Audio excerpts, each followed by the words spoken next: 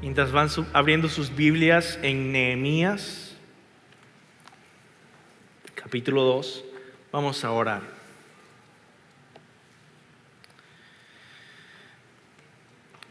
Señor, te suplico que tengas misericordia,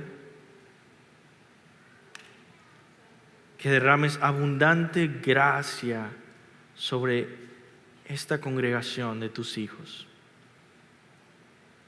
Tenemos hambre y sed de ti, Señor. Te pido que nos des de tu palabra. Perdona nuestros pecados. Muéstranos tu gloria y tu amor de tal manera que podamos vivir una vida distinta. Te lo pido en el nombre de Jesús. Amén. Una de las cosas más interesantes de preparar las clases de membresía, que a mí me encantan y lo he hecho por bastante tiempo, es poder pensar una y otra vez en nuestra visión como iglesia. Recuerden que esta serie de Nehemías se llama Restaurando la Visión. No solo porque Nehemías fue usado por Dios para venir con esta visión, este proyecto de reconstruir las murallas físicas de Jerusalén, sino porque yo creo que este libro bíblico nos ayuda a nosotros a recordar el corazón de la misión que Dios tiene para su pueblo, para nosotros. ¿De qué se trata esta misión? ¿Cómo debemos responder?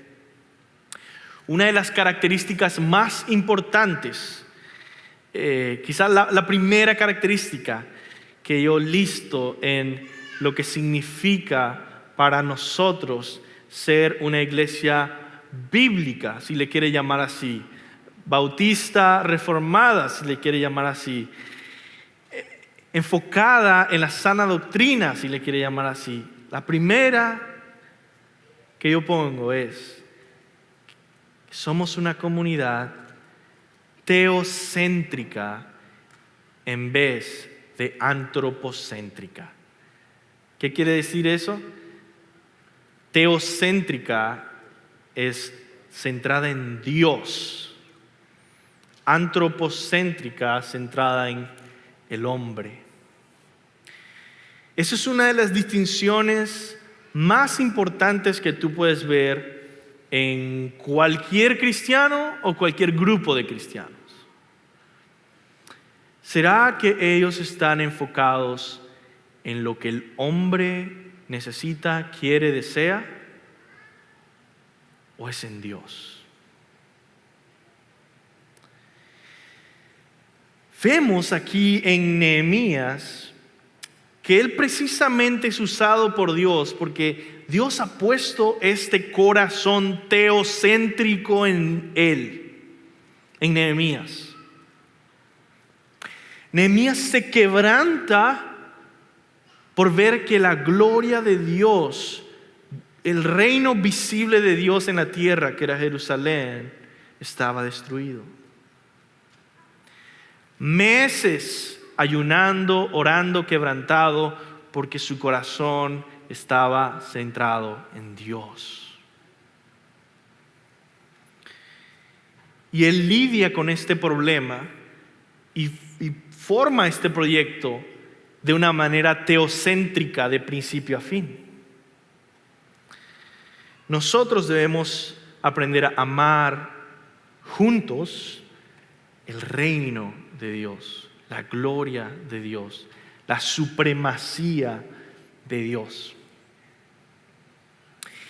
Y debemos ser no solo teocéntricos en vez de antropocéntricos, sino congregacionales en vez de individualistas. Es decir, vivir una vida cristiana no como solitario, que es contrario al diseño de Dios, sino como juntos, amando la gloria de Dios. Todo eso lo vemos en el libro de Nehemías. Antes de enfocarnos en el capítulo 2, versículo 9 al 20, para terminar el capítulo 2 que comenzamos la semana pasada, quiero, como lo he hecho en cada sermón, volver a ver el gran panorama del Antiguo Testamento. ¿Por qué yo estoy haciendo esto? Bueno, por varias razones. Una de ellas es porque yo quiero que tú aproveches esta serie de Nehemías, tanto tú como yo aprovechemos esta serie de Nehemías, para que al final de la serie, que es muy corta, son solamente 7 semanas, al final de la serie tú seas un experto en la historia del Antiguo Testamento. Que puedas entender tu Biblia bien en tu mente. Y hemos pasado diversos tiempos cada semana en esto.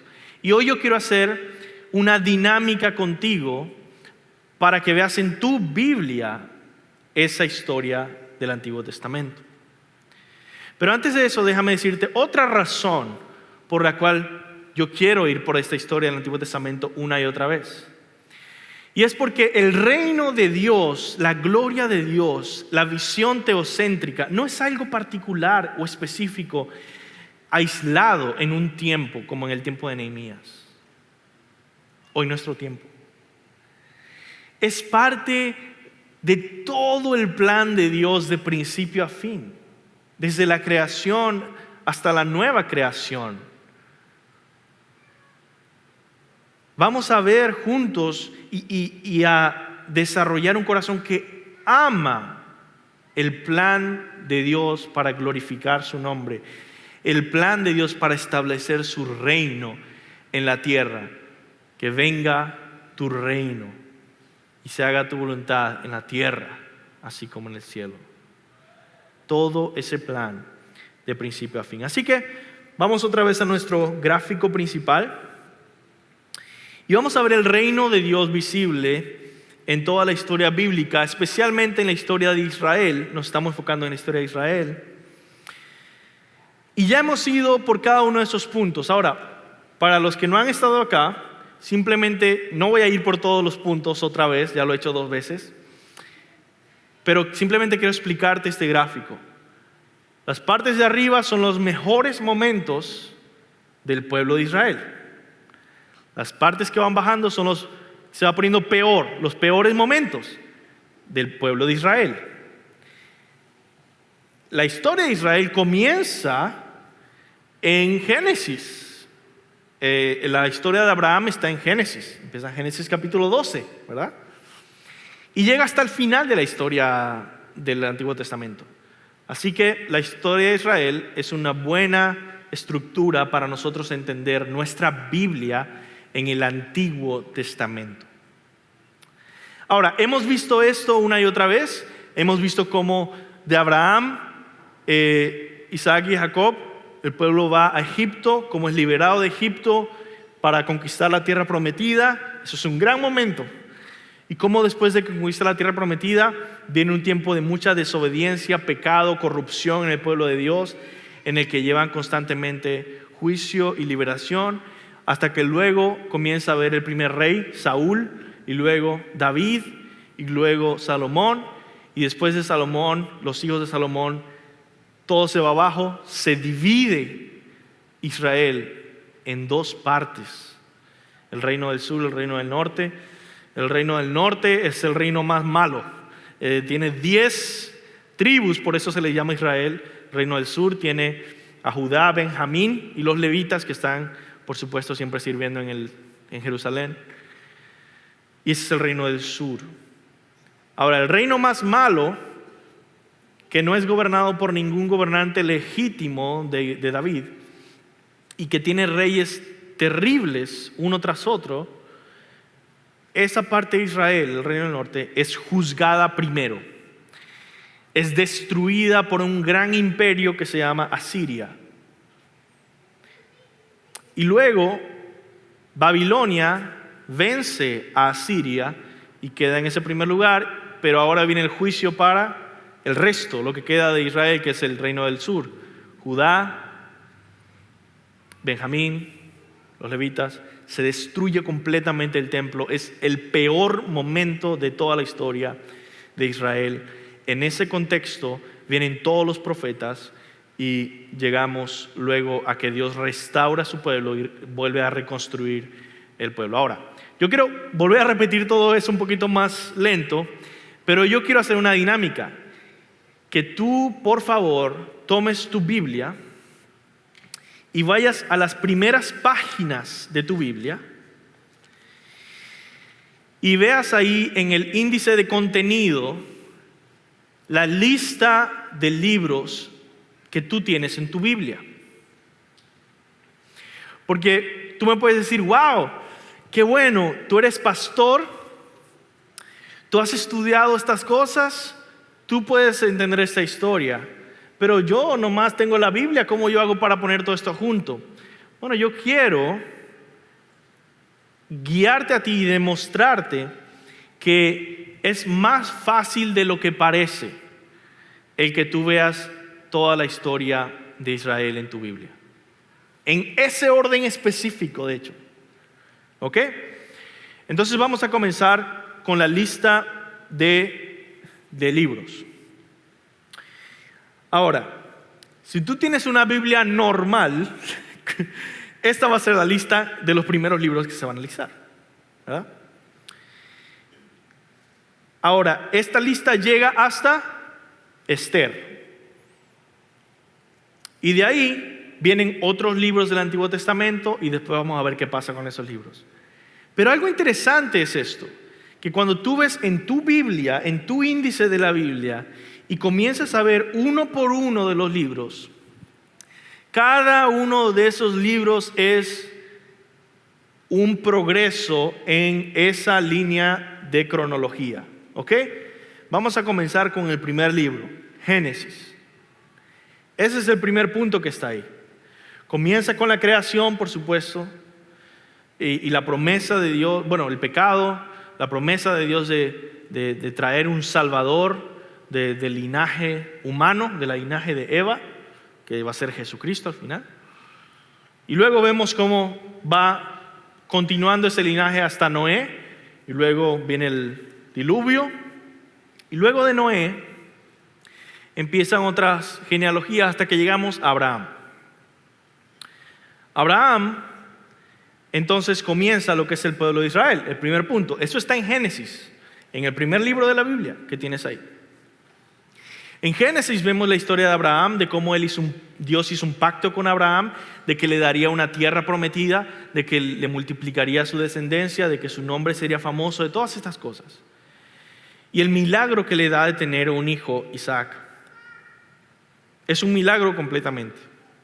Y luego vemos cómo tiene Jacob, y luego cómo Jacob tiene sus 12 hijos, que después se vuelven las tribus de Israel. Todo eso sucede en Génesis. Y vemos cómo en Génesis, ¿cómo termina?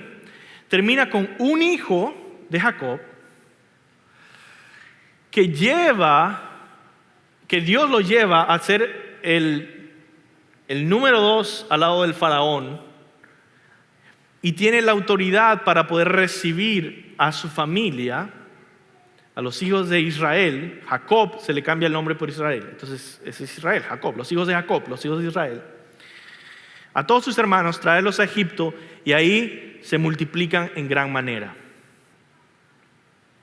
Ahora, si tú dices, pero ¿por qué entonces el más importante de la historia no es José? ¿Por qué después termina siendo Judá? Porque de la tribu de Judá vienen los reyes, después viene David, después viene el Mesías de la tribu de Judá. Bueno, tú ves al final de Génesis está la respuesta. Cuando Jacob, el padre de José, va a morir, él bendice a cada uno de sus hijos. Cuando bendice a Judá, él profetiza, Jacob, que era de su descendencia de Judá, que iba a venir aquel que iba a gobernar las naciones, todas las naciones, y traer un reino de paz y de victoria, el Mesías. Ahora, terminamos en Egipto en paz en Génesis. Éxodo comienza el primer capítulo, segundo libro de la Biblia, que está en tu Biblia. ¿Cómo comienza? Diciendo que vino un faraón en Egipto que no conocía a José y tenía miedo o tenía un poco de reserva con los judíos porque habían crecido a tal manera que ya eran una amenaza para él. Y dice, ¿qué tal si se rebelan? Nos van a hacer mucho daño. Entonces su decisión fue matar a todos los niños de donde viene Moisés, que se salvó, un niño, de los judíos. Dios libera a los israelitas de ese faraón terrible.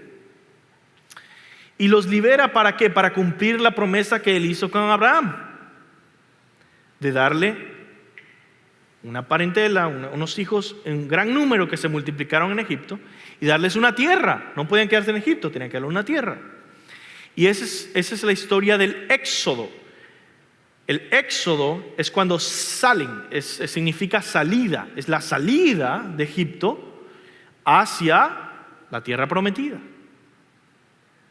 Toda clase de cosas pasan en ese camino. 40 años en el desierto, todavía no entran a la tierra prometida. ¿Quedaba tan lejos? No.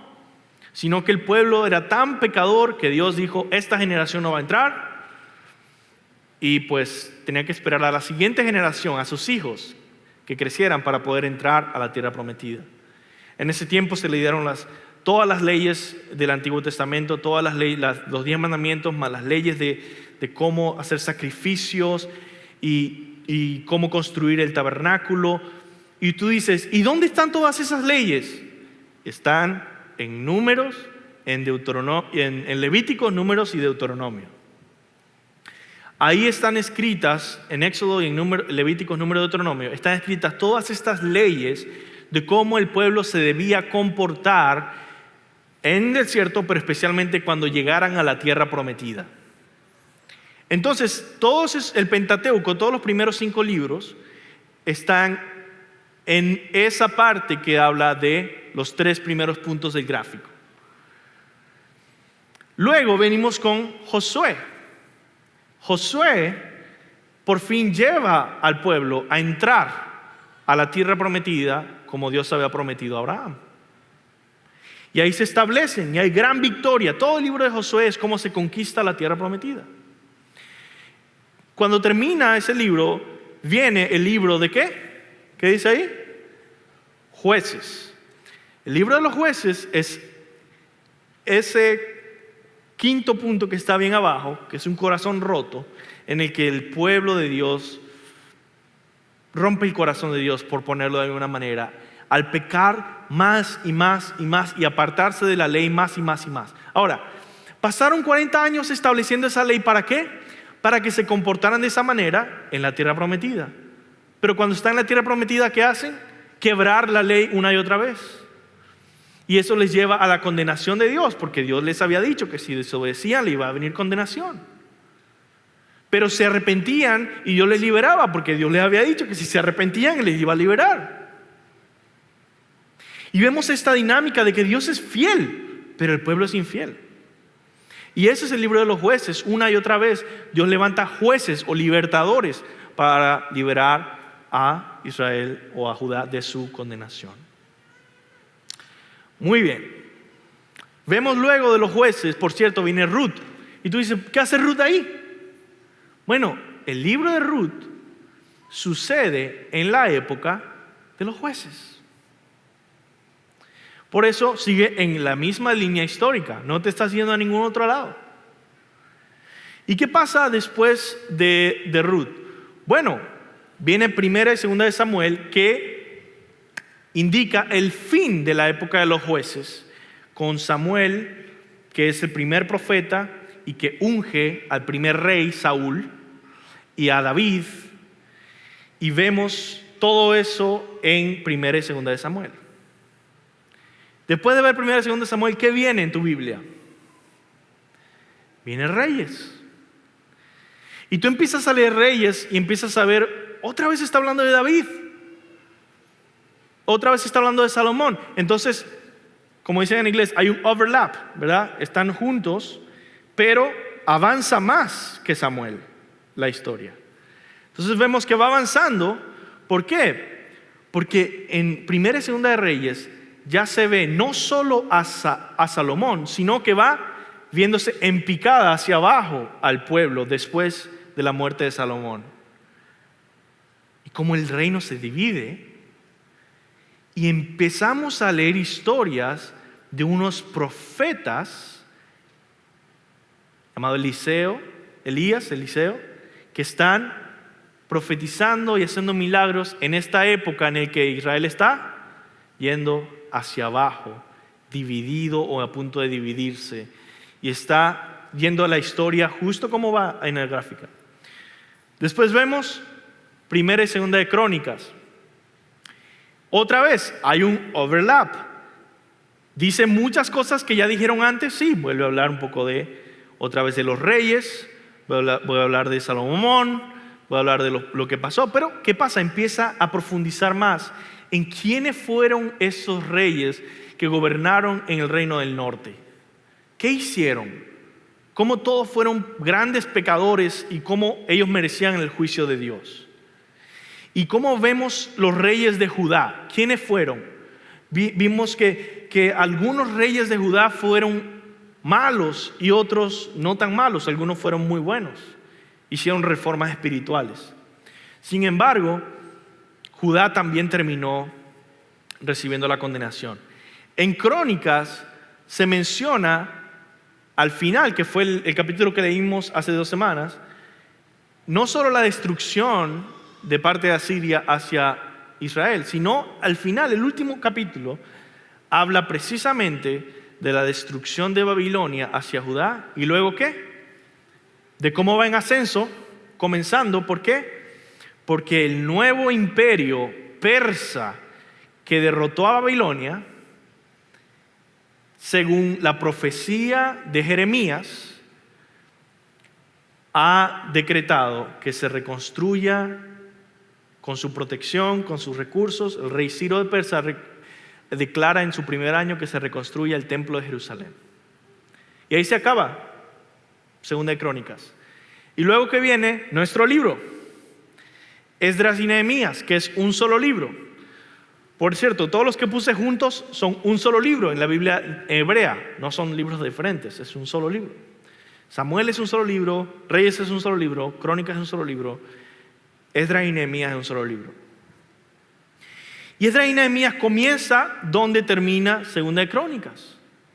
Y ahí empezamos a ver qué sucedió, cómo Dios empezó a reconstruir su ciudad, su reino, su templo. Y ahí viene Esther, el último libro. ¿Por qué pongo Esther ahí? Bueno, porque Esther sucedió precisamente en la época de Esdras, en esa época de el rey de Persia que estaba reconstruyendo. Muy bien, ahora conoces tu Biblia mejor. Qué bien, ¿no? Es bueno venir a la iglesia y entender un poquito más el Antiguo Testamento, que es tan difícil. Ahora, ¿qué pasa con el resto de la Biblia? Tú te preguntarás. Vamos a poner aquí el resto de la Biblia. Y eso es lo que pasa. Eso es exactamente el orden que está en tu Biblia. Eso es todo. Es el orden que está en tu Biblia. Ya vimos el Pentateuco, vimos los libros históricos. En Esther, en Nehemías, en Esdras. Ahí se acabó la historia del Antiguo Testamento. Tú dices, pero si se acabó la historia del Antiguo Testamento, ¿por qué me queda tanto por leer del Antiguo Testamento? Bueno, porque el resto del Antiguo Testamento no es historia necesariamente. No es algo que pasó después. ¿Qué hay después de que se acaba la historia del Antiguo Testamento? Bueno, lo que sigue son Job, Salmos, Proverbios, Eclesiastés y Cantares. Es lo que se le llama libros poéticos. Es la literatura preciosa y profunda del pueblo de Israel.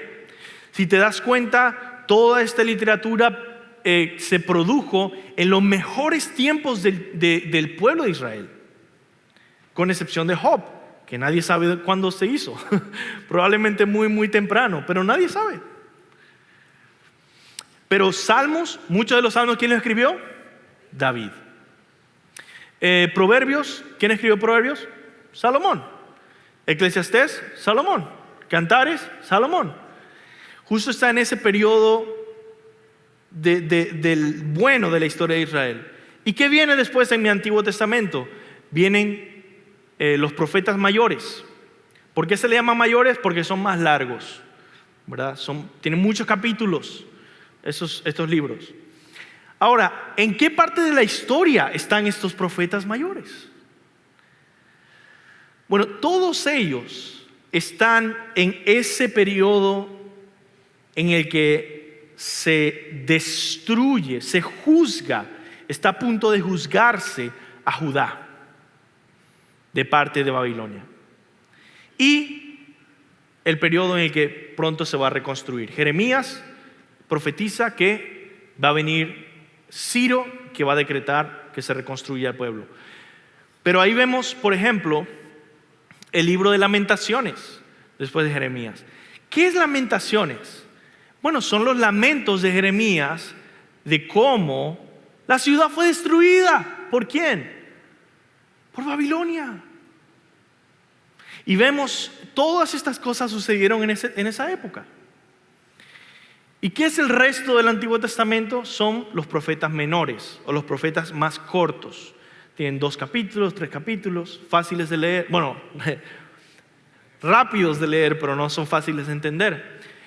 Casi todos los profetas menores estuvieron en la época, justo en la época de los persas. Es decir, cuando se iba a la reconstrucción, cuando ya estaban en medio de la reconstrucción, cuando ya estaban terminando la reconstrucción. Y esa es la época en la que estamos nosotros leyendo Nehemías. Es decir, cuando tú lees de Esdras y Nehemías, ellos no están solos. Hay profetas en medio de ellos que están animando al pueblo. Entonces, ahorita vamos a ver en el capítulo 2 que Nehemías anima al pueblo a ir a reconstruir las murallas. Pero Nehemías no está solo. Dios ha enviado profetas, por ejemplo, Ageo y otros profetas, en el que le dice, los profetas le dicen al pueblo que tienen que poner manos a la obra y reconstruir el templo y reconstruir las murallas y reformar su vida espiritual.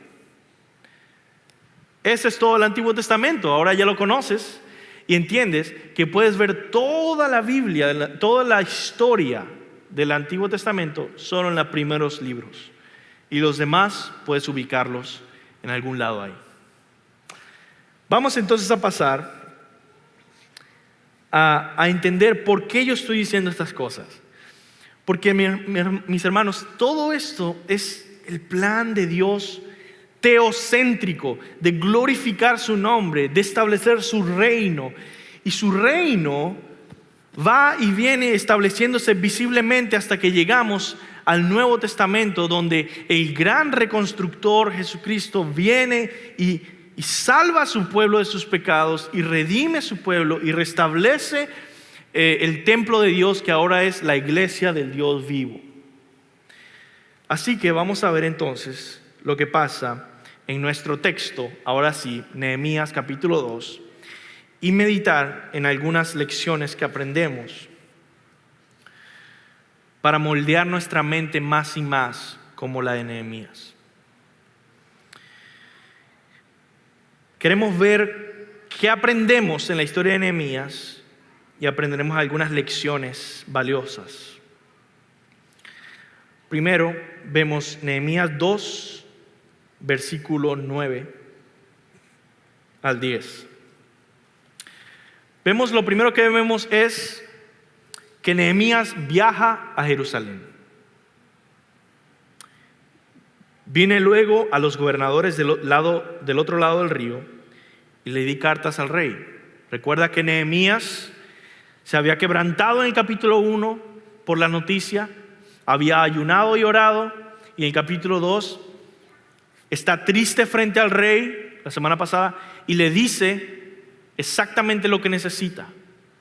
Necesito que me des tiempo para estar afuera sin servirte. Necesito que me des cartas para estar protegido por tu reino. Y necesito que me des madera para ir a reconstruir las murallas de Jerusalén. Versículo 9. Vine luego a los gobernadores del otro lado del río y les di las cartas del rey. Las cartas. El rey envió conmigo capitanes del ejército y gente de a caballo, protección. Pero oyéndolo, Sanbalat horonita y Tobías, el siervo amonita, les disgustó en extremo que viniese alguno para procurar el bien de los hijos de Israel. La obra de Dios siempre encuentra oposición. Y tocaremos este tema más adelante. Pero vemos en este versículo que se menciona a 2 enemigos de los 3 enemigos principales que se van a mencionar en este libro de Nehemías. Si tú quieres entender el libro de Nehemías bien, bíblicamente tienes que aprender que hay 3 enemigos principales en este libro. Ahí está Sanbalat y Tobías. Se mencionan estos 2. ¿Quién es Sanbalat? Los arqueólogos dicen que este era gobernador de Samaria. Por lo tanto, su oposición venía de envidia, porque anteriormente él, Sanbalat, era el gobernador anterior de Judá y Jerusalén. Pero ahora Nehemías estaba a cargo con todos esos ejércitos y toda esta gente que venía con él de parte de Persia. El segundo se llama Tobías, quien pudo haber sido gobernador persa de Amón, al este del río Jordán. Y quizá le disgustó, mi teoría es que le disgustó este potencial que tenía Jerusalén de reconstruirse y ser una competencia para su ciudad Amón. Entonces tenemos esta envidia y este temor, por así decirlo, en estos enemigos. Algo interesante que vemos es que Nehemías va con un ejército. Pero Esdras, si tú lees el libro de Esdras, ves que él viaja sin un ejército. Algunas personas están acostumbradas a ver algo así, a ver a alguien que cree en el Señor con un ejército y decir, ¿sabes qué? A esa persona le falta fe. Y yo quiero que aprendamos esta lección de este viaje de Nehemías a Jerusalén. ¿Será que la protección del rey es falta de confianza, es falta de fe? ¿Acaso él no era un hombre de fe? ¿Acaso Dios no lo protegía? ¿Por qué depender de la protección de un rey pagano? Ahora, lamentablemente muchos cristianos en nuestros días se han ido a un extremo tan fuerte de pensar que porque tenemos fe no necesitamos la protección del rey, no necesitamos nada que nos pueda ayudar, porque Dios lo va a hacer todo. Se han ido a un extremo tan grande que han arruinado a veces a su familia y a su economía en su intento desinformado, lamentablemente, su intento desinformado de ser fieles o confiar en Dios.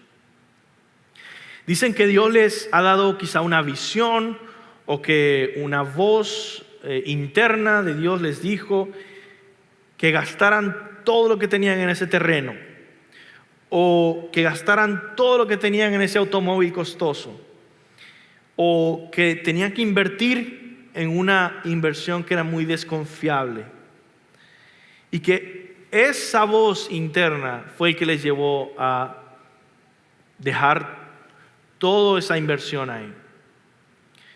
Algunos no solo han arruinado su economía y a su familia al decir que si creemos realmente en Dios no debemos tomar precauciones, por así decirlo. Algunos también han arruinado su salud o han muerto neciamente por esto. Ahora, no se rían de este caso porque es trágico. Ya me estoy riendo yo. Pero escuché la historia, no sé si sea cierta, espero que no sea cierta, pero creo que sí es cierta, de un pastor que le había dicho a su iglesia que él iba a caminar sobre el agua. Y entonces toda la iglesia fueron a la playa. El pastor empieza a andar y se va hundiendo y se va y nunca salió. Ahora, yo no sé si era que no sabía nadar o si le daba pena salir. No sé qué pasó. El punto es que, ¿por qué arriesgar tan neciamente todo lo que tenemos tratando de ser alguien con una super fe? Les había comentado la vez pasada de una persona con la que yo había conversado.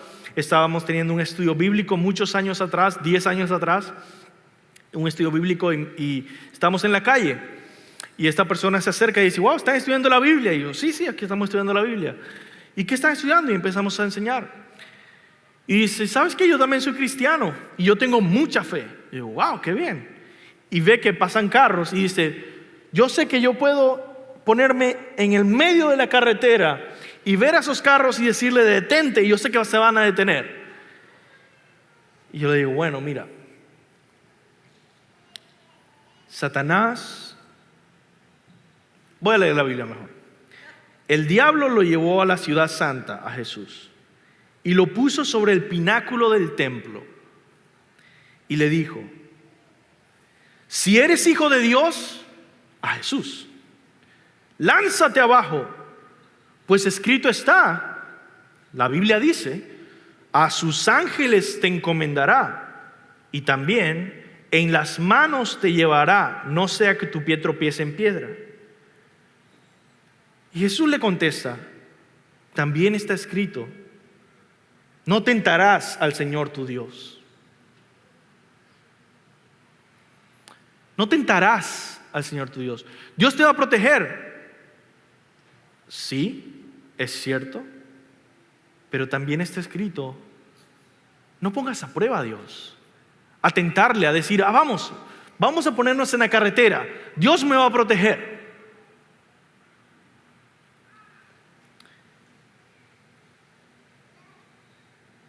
Lucas 14:28, precisamente nos dice Jesús que una persona que va a edificar una torre, ¿acaso no se sienta primero y calcula el costo para ver si tiene lo suficiente para terminarla? Una persona que va a comenzar una obra, ¿no debe calcular el costo primero? O un rey, cuando sale al encuentro con otro rey a la batalla, ¿no se sienta primero y calcula si con 10,000 hombres es bastante fuerte para enfrentarse a aquel que viene con 20,000? Entonces, nosotros no deberíamos sentarnos a pensar si esto que voy a hacer es sabio o no es sabio, o prefiero hacerlo sin pensar, porque si lo hacemos sin pensar es fe. No, mis hermanos, eso no es lo que dice la Biblia. El Espíritu de Dios, como dice el profeta Isaías, es un espíritu de sabiduría y de conocimiento y de discernimiento en el que tú vas a ser una persona más sabia y no vas a andar como aquel que anda en oscuridad sin saber lo que hace. En conclusión, ten fe, una fe que arriesga, una fe que confía en Dios, pero bíblicamente. No porque estás tentando a Dios, poniéndole a prueba, sino porque Dios te ha dicho que lo hagas en la palabra de Dios.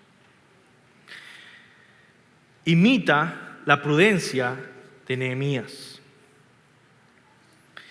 Ahora, vemos esta lección precisamente en el siguiente punto que tengo. Nehemías examina las murallas. Nehemías es como este constructor, que dice Jesús, que primero cuenta el costo, que primero ve exactamente lo que necesita hacer antes de comenzar. Vemos el versículo 11, dice, llegué pues a Jerusalén después de estar allí 3 días. Me levanté de noche, y yo y unos pocos varones conmigo. Yo declaré y no declaré a hombre alguno lo que Dios había puesto en mi corazón que hiciese en Jerusalén. Ahora es interesante ver el contexto. Nehemías había llegado de 4 meses de viaje. Le había tomado 900 millas. Estaba exhausto y la Biblia dice que él estuvo descansando 3 días. Y luego, en la noche, cuando nadie estaba, fue y dice que se levantó con unos varones y fue y no declaré, o sea, no le dije a nadie el proyecto que tenía, sino que, versículo 13, salí de noche por la puerta del valle hacia la fuente del dragón y a la puerta del muladar. ¿Qué son estas cosas que está diciendo? Son los nombres de diferentes puertas de la ciudad de Jerusalén que están en las murallas. Una se llama Puerta del Valle, otra Fuente del Dragón, otra el muladar, y observé los muros de Jerusalén y estaban derribados, y sus puertas estaban consumidas por fuego. Pasé luego a la puerta de la fuente y al estanque del rey, pero no había lugar por donde pasase la cabalgadura que iba. Subí de noche por el torrente y observé el muro. Di la vuelta y entré por la puerta del valle y me volví. Y no sabían los oficiales a dónde yo había ido, ni qué había hecho, ni hasta entonces lo había declarado yo a los judíos y sacerdotes, ni a los nobles y oficiales, ni a los demás que hacían la obra. Yo creo que hay 2 lecciones que debemos tomar de esta situación en la que él examina las murallas caídas. Primero, la prudencia de Nehemías. Y segundo, la mentalidad grupal de Nehemías. ¿Okay? Vamos con la prudencia. La Biblia habla bastante de la importancia de la prudencia. Y si tú y yo estamos viviendo una vida gobernada por el Espíritu de Dios, moldeada por la palabra de Dios, se va a ver también en la prudencia que la Biblia anima que tengamos. Nehemías primero desea planear, examinar, tener listo su plan antes de presentarlo al pueblo. Tú debes hacer lo mismo. Proverbios 8:12 dice: yo la sabiduría habito con la prudencia. Proverbios 13:16: todo hombre prudente obra con conocimiento, pero el necio ostenta necedad. Es exactamente lo que yo estaba diciendo cuando digo a aquellas personas que dicen: mira, no sé nada, pero ahí voy. Eso se llama ostentar, es decir, enorgullecerse, hacer alarde. Sí, yo no sé nada y yo voy.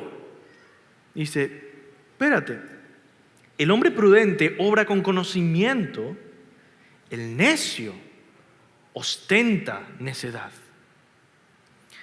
Proverbios 27:12: el hombre prudente ve el mal y se esconde. Los simples, los necios, siguen adelante y pagan las consecuencias.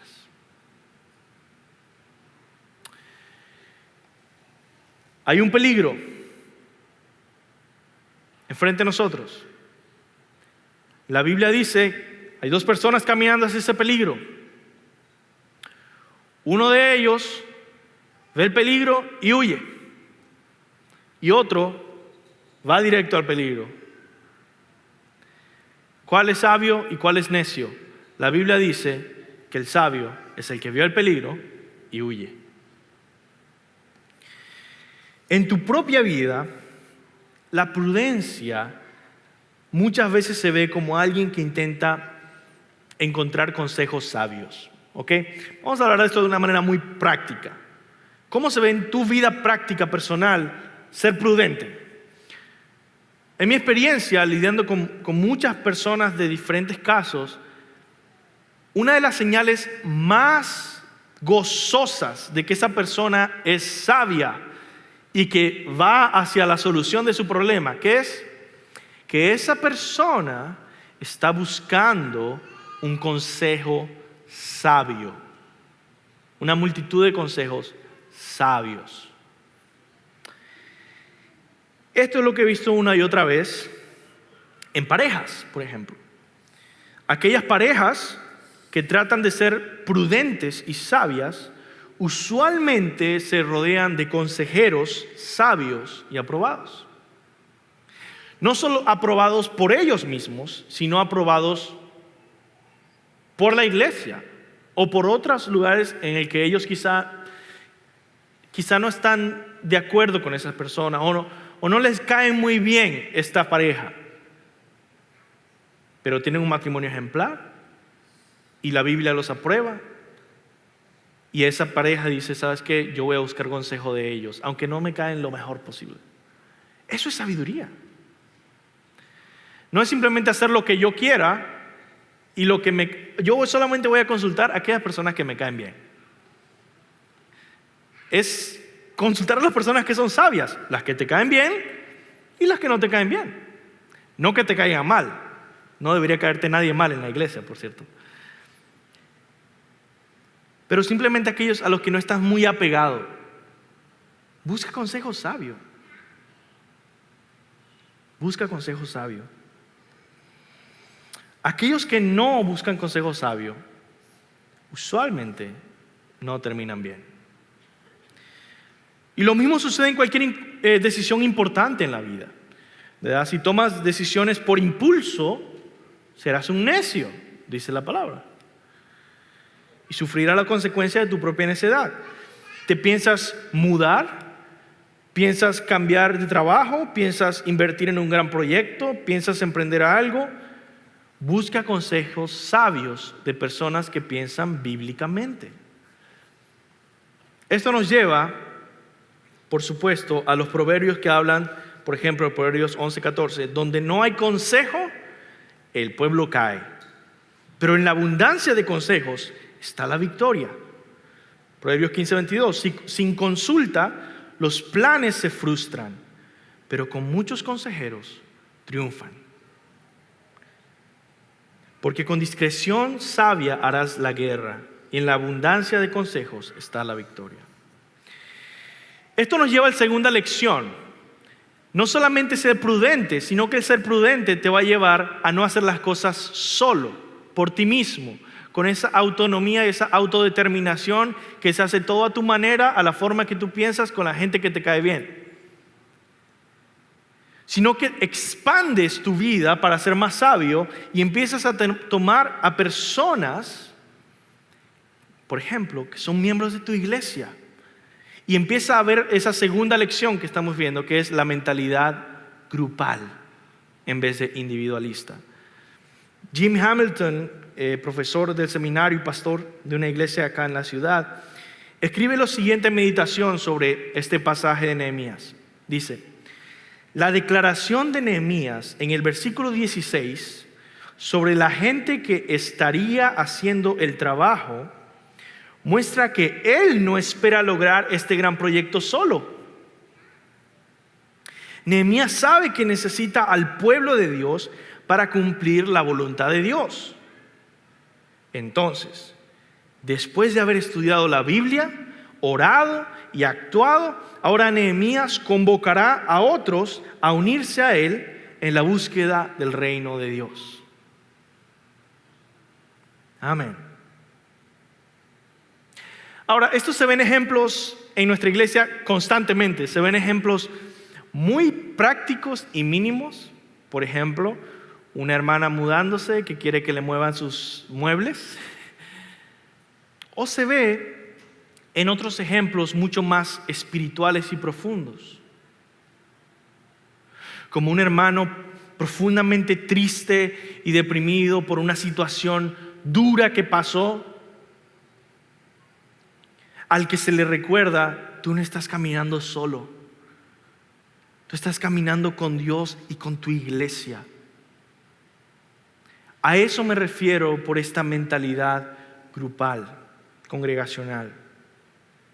Cualquiera que sea el proyecto que Dios te ha puesto en tu corazón para su reino, quiero animarte a no intentar llevarlo a cabo solo. solitario. Somos una familia en Cristo y necesitamos ser intencionales para vivir como familia. No tengas la mente de un llanero solitario. Ten la mente de Cristo, que amó a la iglesia de tal manera que dio su vida por ella. Ahora, es interesante pensar en esto, en mi propia propuesta de matrimonial a mi esposa.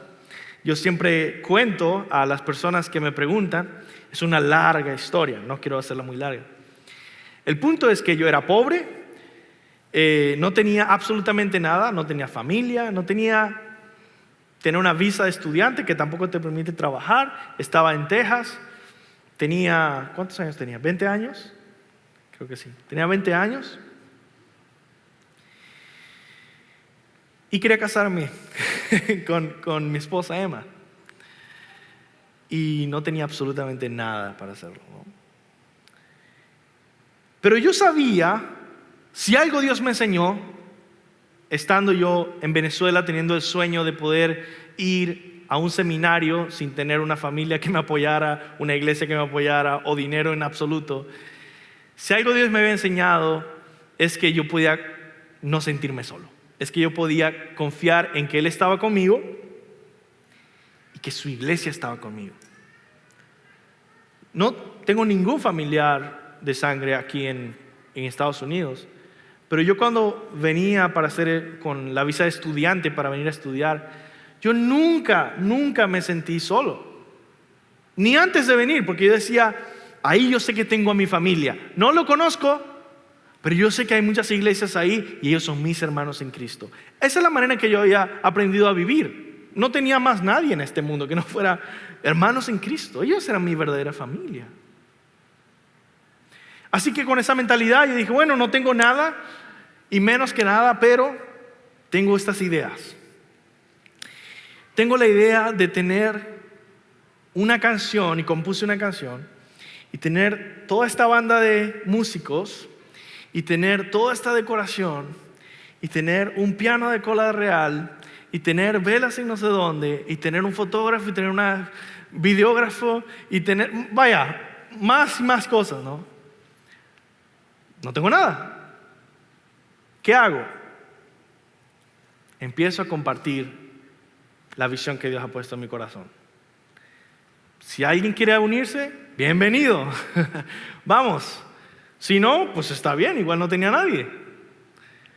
Y poco a poco, uno a uno se fue uniendo personas que yo ni conocía y otras que sí eran muy amigos míos. A nadie le dije, tú me tienes que ayudar porque eres mi amigo. Nadie. Simplemente decía, quiero hacer esto. Y decía, ¿sabes qué? Yo te puedo ayudar. Genial. ¿Sabes qué? Vente conmigo. Vamos a lograr esto. Y hicimos un gran proyecto juntos y es algo muy, muy hermoso. Una historia muy larga. El punto es esto. Siempre he pensado en lo siguiente. Yo tenía un muy buen amigo en Venezuela, que él también tenía el mismo deseo que yo de ir al seminario. El problema es que él era más autosuficiente que yo. Y él dijo, ¿sabes qué? Sí quiero ir, pero yo primero quiero trabajar tantos años, quiero tener todo el dinero que necesito para ir al seminario, quiero planificar todo a la perfección y luego voy a poder ir. Yo le dije, bueno, buena suerte, yo no tengo nada y creo que en muchos años tampoco voy a tener, así que yo voy a intentarlo desde ahorita. Voy a rogar al Señor, voy a tocar puertas, voy a intentar. Mi amigo todavía no ha ido al seminario y muchas cosas han pasado en su vida. Pero lo mismo pasa en el asunto de la propuesta de matrimonio. Si yo hubiera pensado, no, es que no tengo nada, quizá voy a hacer esto y lo otro, para tratar de solucionarlo con mis manos. Yo voy a solucionarlo, no hubiera pasado nada. Y si hubiera pasado algo, hubiera sido algo muy mínimo. Puedes pensar en solucionar todo por ti mismo y no lo vas a lograr. Puede ser que lo logres, pero quizá no va a ser tan divertido, la verdad. Pero puedes hacerlo en grupo. como un pueblo, como una iglesia, lograr juntos algo. Y hay personas que no van a querer unirse. Está bien. No te enojes con esa persona. No agarres enemigos en el camino. Está bien. Vamos a hacer esto y lo hacemos. Y lo hacemos bien y lo hacemos apropiadamente, correctamente. Ten esa mentalidad congregacional, de grupo, de familia. No estás solo. Ningún cristiano está solo. Solo a veces algunos cristianos queremos caminar solos. Y eso es otro tema. Vamos al final, casi al final. Nehemías presenta su visión, como yo lo hice con mis amigos. Versículo 17. Les dije, pues, vosotros veis el mal en que estamos, que Jerusalén está desierta y sus puertas consumidas por el fuego. Venid y edifiquemos el muro de Jerusalén, y no estemos más en oprobio. Entonces les declaré, como la mano de mi Dios había sido buena sobre mí, y asimismo las palabras que el rey me había dicho. Y dijeron, levantémonos y edifiquemos. Así esforzaron sus manos para bien. Esta visión es enfocada en Dios, en la gloria de Dios, en el reino de Dios, y tiene 4 partes. Primero, Nehemías lamenta ver el reino de Dios en la tierra en ruinas. Y le dice, ¿cómo puede ser que todo esto está quemado? Las murallas están destruidas. Segundo, Nehemías convoca al pueblo de Dios a poner manos a la obra. Vamos, esforcémonos. Tercero, Nehemías da testimonio de que Dios está con él. Mira lo que Dios ha hecho conmigo. Y que Dios está con el proyecto. Y también dice que el rey de Persia está con ellos. Y por último, Nehemías los impulsó a ser diligentes, trabajadores y esforzados para el reino de Dios. En nuestros días, el reino visible de Dios en la tierra se encuentra aquí, en la iglesia local. Las iglesias locales son donde el mundo puede ver al rey y su pueblo. La iglesia es el cuerpo de Cristo. Y la Biblia, en 1 Pedro 2, 4 al 5, le llama a ustedes, a los creyentes, piedras vivas en el que Dios está construyendo este templo. De manera que vivimos para representar el reino de Dios, tú y yo. ¿Será que ese reino visible de Dios está en ruinas en tu vida, en tu iglesia, en nuestra iglesia? Y si es así, ¿qué podemos hacer juntos para comenzar a glorificar a Dios visiblemente? ¿Cómo se glorifica a Dios visiblemente? Haciendo la voluntad de Dios. Y hablando de eso, yo quiero simplemente recordarles que yo evalúo a nuestra iglesia todo el tiempo. Los asistentes pastorales sabrán que cada reunión que tenemos es, evalúa a nuestra iglesia. ¿Qué cosas estamos haciendo bien? ¿Qué cosas estamos mal? En el estándar de la palabra de Dios, de la voluntad de Dios. Mi perspectiva y mi evaluación hacia toda nuestra iglesia es que estamos muy bien en muchas áreas. La generosidad que hay, el amor y el hambre por la palabra de Dios y la sana doctrina, el anhelo que hay por las misiones, aunque no lo hemos podido concretar en estos últimos años, pero hay un anhelo genuino por las misiones. El avance que ha habido en comunicación unos con otros, en orar unos por otros con el grupo que tenemos en WhatsApp, en simplemente estar más juntos, en conocernos, en convivir, en adorar juntos, en cantar, en corregirnos unos a otros, tantas cosas. Hay un área, sin embargo, que siempre digo, nos hace falta crecer. Y para mí, quizás tú ves otra área. Si ves alguna área, por favor, habla conmigo después y quiero considerarla. Yo siempre veo que hace falta más alcance evangelístico. Ahora, no quiero negar el hecho de que muchísimos de ustedes invierten tiempo en su trabajo para llevar a otros a Cristo. Los he visto aquí, los he conocido, a esas personas que ustedes están invirtiendo en alcanzar para Cristo. No escuchen jamás a nadie que les diga que ustedes no están evangelizando, porque sí lo están haciendo. Y yo he visto una vez tras vez lo que están haciendo en sus trabajos, en sus familias, en muchos lugares donde constantemente están. Sin embargo, a nivel de congregación, nos hace falta avanzar en esta área. Y por eso este año yo estoy invirtiendo bastante enfoque y tiempo en poder liderar juntos a crecer en esta área. Y agradezco la paciencia que tienen ustedes para conmigo de poder crecer. Pero he hablado con varias personas de este proyecto. Quizá no les voy a decir ahorita los proyectos que estamos haciendo, pero para este año vamos a estar tratando de avanzar en hacer la voluntad de Dios juntos en esa área de alcanzar de una manera efectiva a nuestra ciudad para Cristo. Finalmente quiero recordar que toda la obra de Dios tiene oposición y tienes que acostumbrarte a la oposición. Nehemías, los últimos versículos de nuestro capítulo, menciona como Sanbalat, Tobías y Gesem. Ahí está el tercero, Gesem, que es árabe.